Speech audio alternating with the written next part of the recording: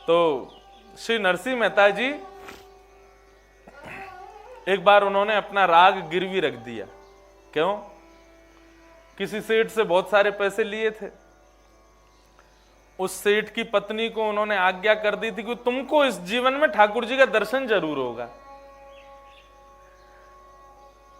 सेठानी बड़ी प्रसन्न हो गई, सेठ जी से कह दिया इनको बहुत पैसों की जरूरत है कि इनको दे दो, कुछ दिन में वापस लौटा देंगे। नरसिंह मेहता पैसा लेकर के चले गए। जितना समय था उतनी अवधि में वापस नहीं किया। सेठ बार बार फोन तो थे नहीं उस समय, सॉरी, बार बार जावे, कभी लिख करके भेजे कि लाओ भाई हमारा पैसा लौटाओ। नरसिंह मेहता के पास कोई व्यवस्था नहीं थी। तो नरसिंह मेहता एक संध्या के समय पर अपने ठाकुर जी के सन्मुख बैठ के जब राग केदार गाते थे तो ठाकुर जी अपने श्रृंगार के एक आभूषण को गिरा करके स्वीकार कर लेते थे उस राग को। और देखने वाले दर्शनार्थी यही देखते थे कि ठाकुर जी ने देखो श्रृंगार बढ़ा दिया, कभी माला गिरा दी, कभी मुकुट टेढ़ा कर दिया, कभी वंशी नीचे पधरा दी, तो सब समझ जाते थे कि हाँ राग स्वीकार हो गया। इस आश्चर्य को देखने लोग आते थे। एक बार कुछ विरोधी लोगों ने नरसिंह मेहता के ऊपर आक्षेप लगाया कि नरसिंह मेहता जो है वो श्रृंगार इतना ढीला रखता है ठाकुर जी का कि वो गाते गाते अपने आप ही गिर जाता है और हम लोग सोचते हैं कि इसके केदार राग से गिरा है। लेकिन वास्तविकता यह है कि नरसिंह मेहता ठाकुर जी का श्रृंगार ही ऐसा करता है, कभी कुंडल ढीले कर देता है, कभी नथमेसर ऐसी कर देता है, कभी मुकुट ऐसा कर देता है कि कोई ना कोई गिर ही जाता है और हमको लगता है कि इसके राग से ऐसा हुआ, लेकिन ऐसा नहीं है। ये श्रृंगार ही ऐसा करता है। सब लोग बोले कि चलो आज नरसिंह मेहता से कहते हैं कि भाई माला हम पहनाएंगे, श्रृंगार हम करेंगे ठाकुर जी का, तुम गा के दिखाओ। और भाव ये था कि उसी दिन सुबह सुबह वो सेठ जी आ गए और आकर के नरसिंह मेहता से कहने लगे मेरा पैसा वापस करो। नरसिंह मेहता बोले कि अभी तो मेरे पास व्यवस्था नहीं है, मैं कैसे करूं, क्या करूं, लेकिन आपको बहुत वो है तो मैं काम करता हूं, मैं ठाकुर जी का प्रिय राग केदार आपके सन्मुख गिरवी रख देता हूं। गिरवी रखने का मतलब शाम को इतने लोग आते हैं दर्शन करने की नरसिंह मेहता केदार गाएगा, ठाकुर जी श्रृंगार बनाएंगे, मैं आज राग गिरवी आपको रख देता हूं कि अब मैं केदार नहीं गाऊंगा जब तक आपका पैसा नहीं लौटा दूंगा। उस समय बहुत बड़ी बात थी। सेठ जी बोले कि सच में तुम केदारा नहीं गाओगे? बोले कि आप सुन लेना, मैं नहीं गाऊंगा। बोले फिर ठाकुर जी का जो भाव है, बोले कोई बात नहीं, आपको कष्ट दे रहा हूं, आपका धन नहीं लौटा पा रहा तो ठाकुर जी भी कष्ट सह लेंगे, नहीं गाऊंगा केदार। और उसी दिन वो विपक्षी लोग आ गए थे, नरसिंह मेहता को आके बोले कि आज हम माला पहनाएंगे ठाकुर जी को, हम श्रृंगार करेंगे और तुम इनका श्रृंगार गिरा के दिखाओ।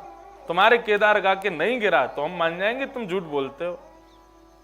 नरसिंह मेहता बड़े संकट में पड़ गए, क्या करें, आज ही केदार गिरवी रखा है और आज ही ये सब श्रृंगार लेके आ गए, बड़ी स्थिति खराब, क्या करें। पूरा नगर जुट गया वहां, तो सब देखने के लिए आए हैं कि भाई क्या होगा, आज पता चलेगा कि ये पाखंड करते हैं कि वास्तविकता है। नरसिंह मेहता टेढ़ी नजर से अपने ठाकुर जी को देखें, बोले लाला ये तुम्हारा ही फैलाया रायता है सारा, तुमने ही सब ये करा है हमारे ऊपर, अब तुम्हें ही लाज बचाओ। नरसिंह मेहता कभी यमन गावे, कभी भैरवी गावे, कभी भैरव गावे, कभी मालकोश गावे, कभी चारुकेसी गावे, कभी, लेकिन ठाकुर जी माला गिरावे ही नहीं। अब तो धीरे धीरे करके लोग उठने लगे और उठ करके नरसिंह मेहता के इस भाव को बेकार करने लगे। नरसिंह मेहता ने नेत्र बंद किए, नेत्रों से आंसू बहने लगे, बोले लाला देखो मेरी प्रतिष्ठा बने इसकी मुझे कोई आवश्यकता नहीं, लेकिन कल से आप याद रखना भीड़ कम हो जाएगी, दर्शनार्थी कोई नहीं आएगा, अकेला मैं गाऊंगा और आप सुनोगे, और आपको दर्शनार्थी बहुत प्रिय हैं। ठाकुर जी अपना नित्य श्रृंगार क्यों करवाते हैं? अरे महाराज बहुत अटेंशन सीकर हैं ये गोविंद देव जी, इनको अटेंशन चाहिए। कितने लोग मुझको देखें, कितने लोग मेरे को देख करके आनंदित हो जाएं, मेरी बलैया लेवें, इसमें इनको बहुत सुख मिलता है। चलो ये तो इनकी बात हो गई, लेकिन दूसरा भाव पक्ष ये भी है कि गोविंद देव जी कहते हैं कि मेरे को देखेगा तो कुछ तो पाप कम होंगे उसके, उसी का ही तो कल्याण होगा। तो नित्य श्रृंगार इसीलिए कराते हैं ताकि खूब सारे लोग मुझे देखने आवे। ठाकुर जी के चरणों में प्रार्थना करने लगे, बोले भगवान मेरी लाज बचाओ, तुमसे बढ़िया तो मैं किसी और देवता का आश्रय ले लेता, शंकर जी का ले लेता तो रावण की तरह सोने की लंका मिल गई होती मुझको। तुम्हारी जगह ब्रह्मा का आश्रय करता तो कम से कम हिरण्यकश्यप की तरह अमर तो बन जाता, लेकिन गलती हो गई, तुम्हारा आश्रय कर लिया मैंने। ठाकुर जी बोले भैया अब तो नरसिंह मेहता को बचाना पड़ेगा। नरसिंह मेहता उस सेठ की पत्नी को कह के आए थे कि तुमको जीवन में एक बार ठाकुर जी का दर्शन जरूर होगा। ठाकुर जी ने नरसिंह मेहता का रूप धारण किया और खूब सारा धन लेकर के, जितना था ब्याज सहित लेकर के गए और सेठ जी को जाकर के दे दिया। बोले लो भगवान आप ये धन स्वीकार करो और हमारे राग को मुक्त कर दो, क्योंकि हमारे लाला को सुख उसी में मिलता है। सेठ जी से तो मिले, संग में उनकी पत्नी भी थी। पत्नी का बहुत भाव था नरसिंह मेहता की तरफ। बोले आप आए हैं तो कुछ पाके जाइए। बोले पवा, क्योंकि उन्होंने कहा था ना नरसिंह मेहता ने कि तुमको ठाकुर जी का दर्शन होगा। नरसिंह मेहता का रूप धारण करके ठाकुर जी गए, खूब प्रेम से भोजन अरोगा, भोजन अरोग करके आनंदित हुए, उसको खूब सुख दिया। सुख दे करके ये वापस आए और वापस आकर के पैसा वापस करने की रसीद जो थी, ठाकुर जी आकर के तो विराजमान हो गए। नरसिंह मेहता अलग अलग राग गा रहे थे, इतने में ही किसी व्यक्ति के द्वारा वो रसीद नरसिंह मेहता जी की गोद में आ पड़ी। नरसिंह मेहता जी ने देखा कि वो बकाया राशि जो थी सेठ जी की सब चुक गई और राग के द्वारा मुक्त हो गया। नरसिंह मेहता बोले ये कैसे हुआ, ये किसने किया? तभी देखा तो सामने ठाकुर जी की दो दतुइयां दिखाई दे रही हैं। ठाकुर जी मंद मंद मुस्कुरा रहे हैं। नरसिंह मेहता आनंदित हो गए, बोले निश्चित इन्होंने ही किया है सब कार्य। इतने में ही सब संगीतज्ञों को आज्ञा की, बोले राग केदार बजाओ। सब बोले तुमने राग केदार रखा है गिरवी, कैसे गा दोगे? बोले कि मुक्त हो गया, रसीद आ गई है मेरे पास में। और जैसे ही राग केदारा गाना प्रारंभ किया, आप तो महाराज यहां से माला गिरे, यहां से मुकुट गिरे, यहां से कुंडल गिरे, एक एक करके ठाकुर जी ने सब श्रृंगार मानो बढ़ा दिए हों। और नरसिंह मेहता के उस भाव पर, ये श्रृंगार बढ़ाने का भाव क्या है? ठाकुर जी देखने में मूर्तिमंत हैं, लेकिन वैसे नृत्य कर रहे हैं, नृत्य करने के भाव से श्रृंगार गिर रहा है ठाकुर जी का। ऐसा स्वीकारीकरण। सूरदास जी कहते हैं हम भी केदार में ही गावें। आहा, जो सुख होत गोपाल ही गाए, जो सुख होत गोपाल ही गाए, जो सुख होत गोपाल ही गाए।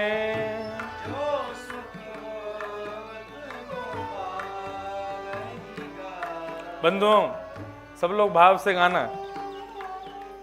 भीतर गोविंद देव जी का श्रृंगार चल रहा है।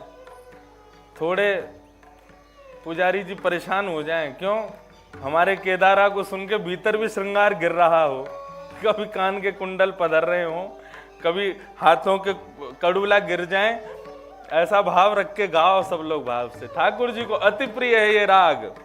राग केदार जब कोई गाता है तो ऐसा कहते हैं ठाकुर जी अपने 100 काम छोड़ के उसके सामने आते हैं, आकर के सुनने लगते हैं।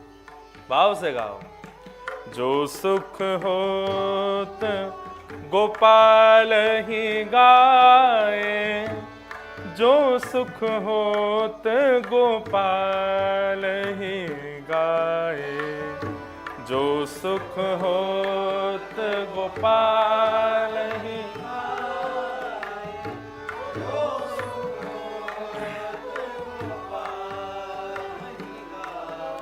गाने में सुख होना भी चाहिए, केवल कहना नहीं है, वो सुख का दर्शन होना भी चाहिए, वो सुख की अनुभूति होनी भी चाहिए। ऐसा वातावरण, ऐसा मनोरम दृश्य, ऐसे गोविंद देव जी के शरणारविंद, ऐसी सुंदर आभा प्रभा से सूर्य चंद्र दोनों विद्यमान हैं, मंगल प्रभात हो रही है, ठाकुर जी का श्रृंगार हो रहा है। ये योग बार बार नहीं मिलते, इसलिए सुख में गाओ भी। जो सुख होत गोपाल ही गाए, जो सुख होत गोपाल ही गाए।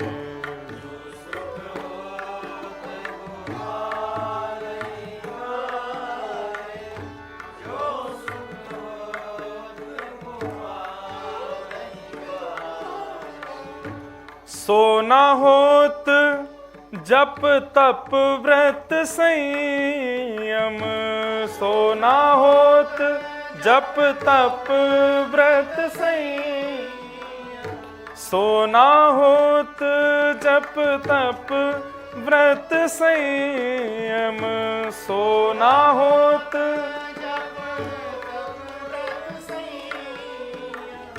कोटिक तीर्थ नहाए,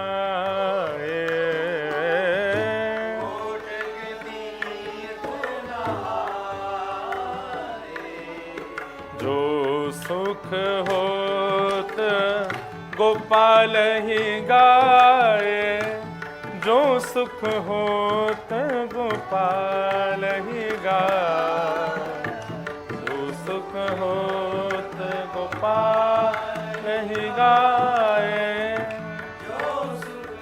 करताल बजा के गाओ, श्री गोविंद देव लाल की।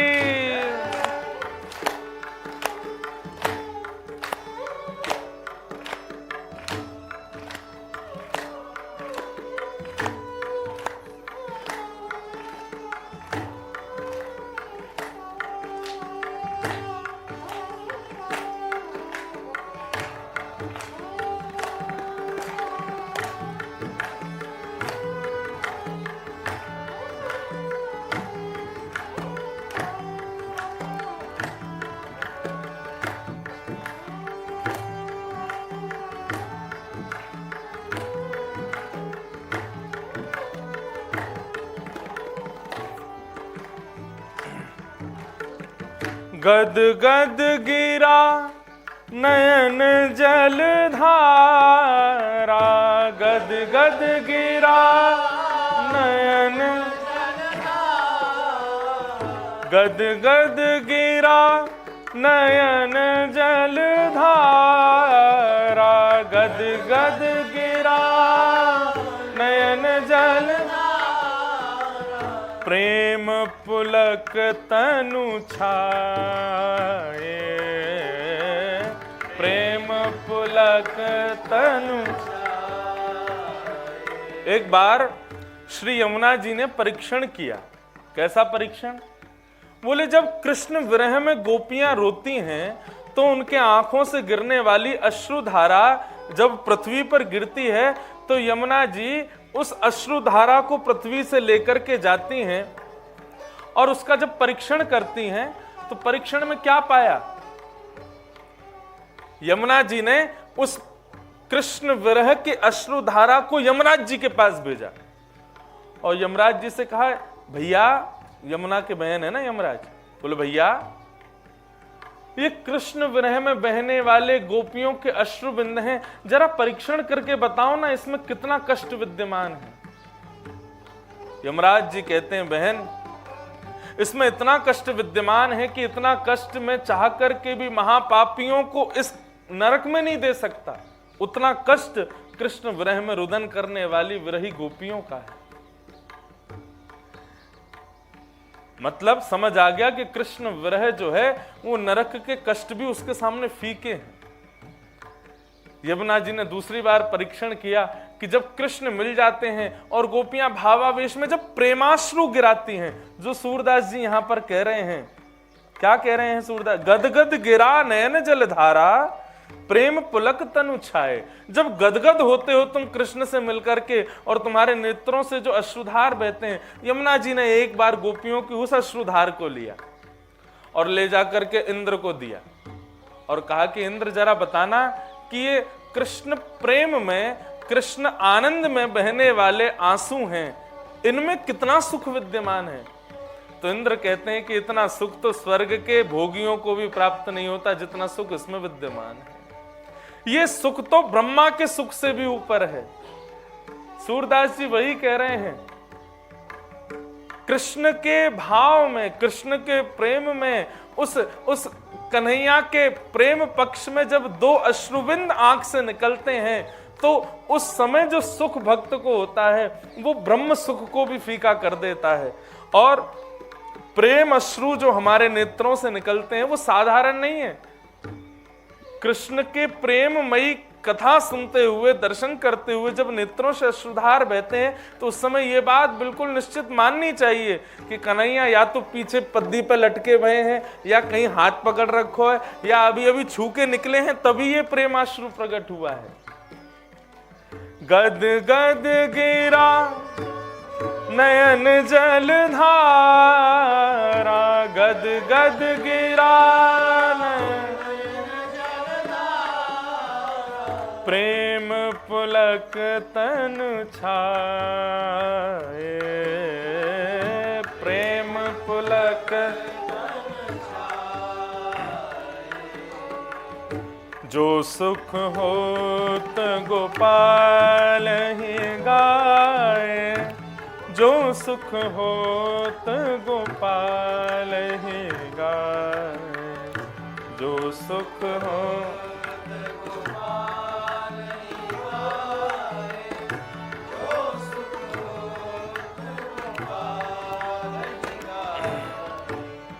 जो कृष्ण से प्रेम करते हैं उनके लिए सूरदास जी कहते हैं, दिए लेत नहीं चार पदार्थ, दिए लेत नहीं चार पदार्थ, काम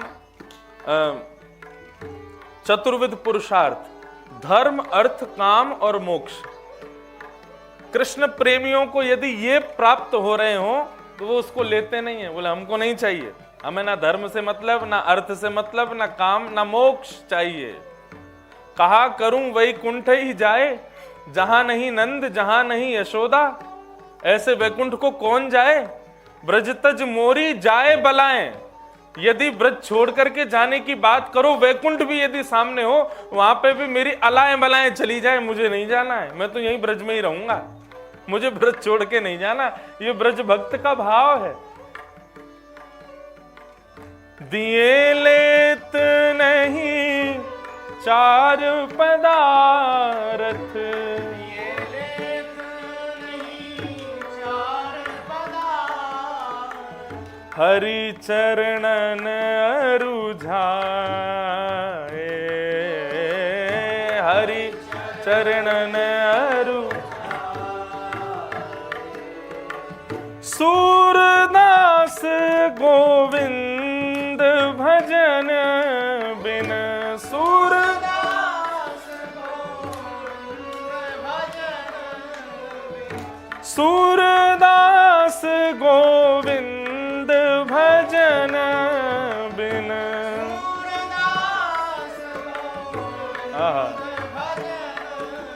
सूरदास गोविंद भजन बिन,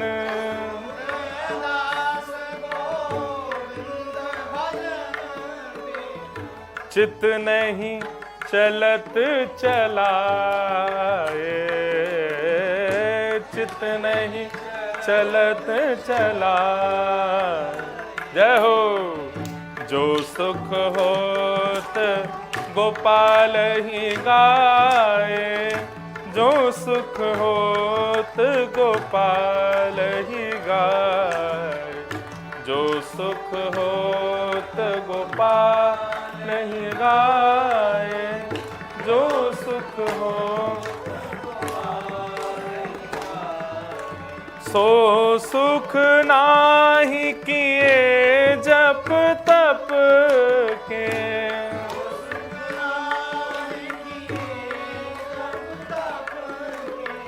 कोटिक तीर्थ नहाए, कोटिक तीर्थ नहाए। जय हो।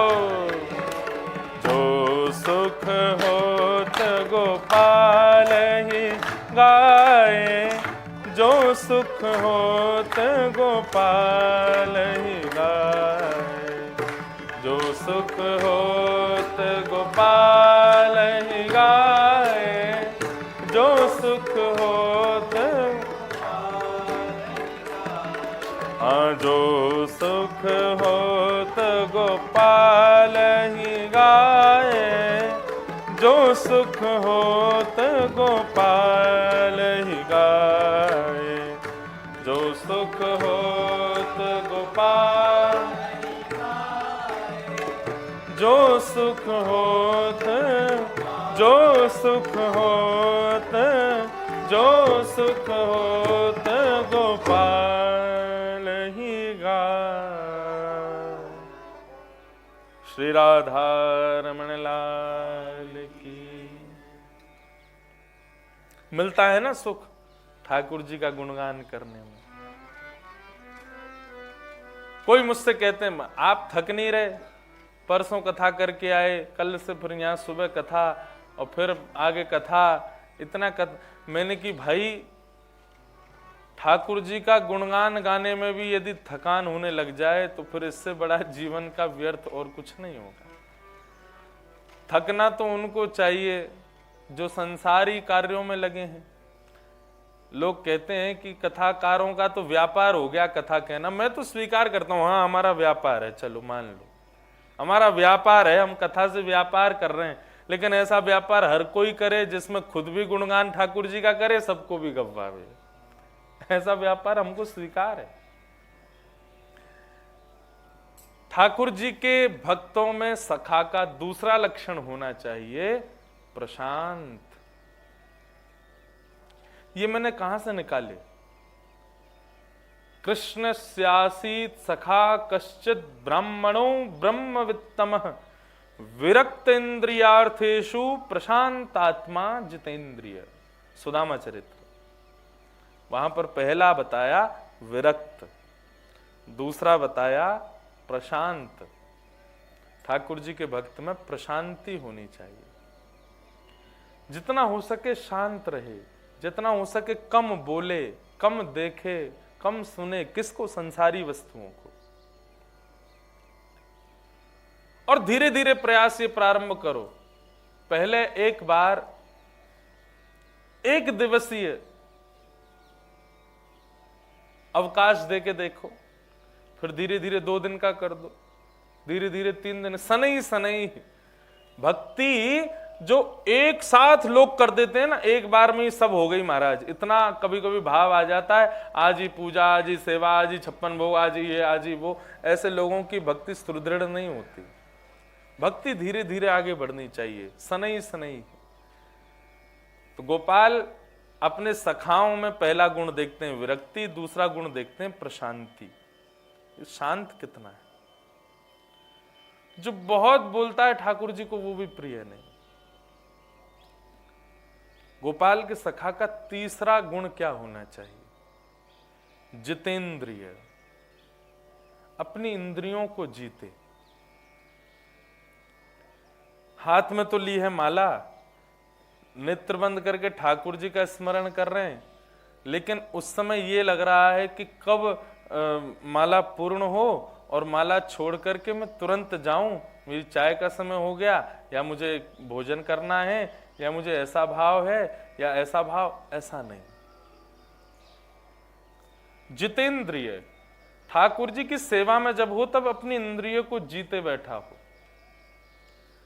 ठाकुर जी की सेवा के मध्य में किसी भी प्रकार का विक्षेप इंद्रियों की इच्छाओं से ना हो, ऐसा सखा ठाकुर जी को प्रिय है।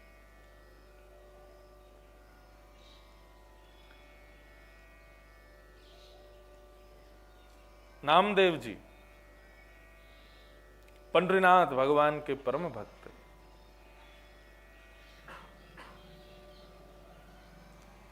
किसी भी प्रकार से किसी भी वस्तु के प्रलोभन में उनकी इंद्रियां आसक्त नहीं थी, इसलिए पंडरीनाथ को वो परम प्रिय थे। परम सुख मिलता था श्री विट्ठल भगवान को उनके दर्शन में। हाँ, ये बात बिल्कुल सत्य है कि भक्त सामने बैठा रहे, अपने भोजन पानी को भूल जाए, अपने आदि आदि सब क्रियाओं को भूल जाए, ठाकुर जी के सन्मुख बैठा रहे, ठाकुर जी को वो प्रिय है। ठाकुर जी उस समय ये विचार नहीं करेंगे बेचारे को भूख लग रही होगी, अरे कम से कम ठीक है एक दिन के लिए सही भूला तो सही संसारी वस्तुओं को, मेरे सामने बैठा तो है, ऐसे ही देखत रहूं मैं जन्म सफल कर मानू, तू बैठो ही रहे सामने, मैं तो को देखता रहूं, तू मुंह को देखता रहे।